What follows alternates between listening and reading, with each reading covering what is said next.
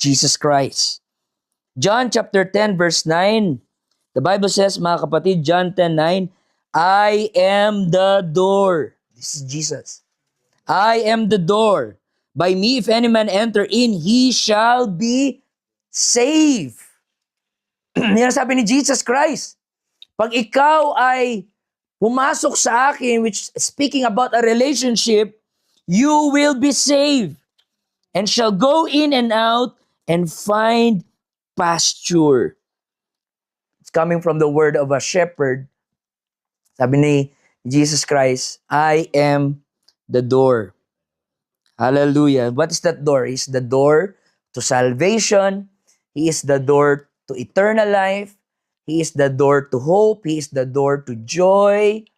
Pwede ka naman magkaroon ng reliyon pero wala kang relasyon sa Panginoon.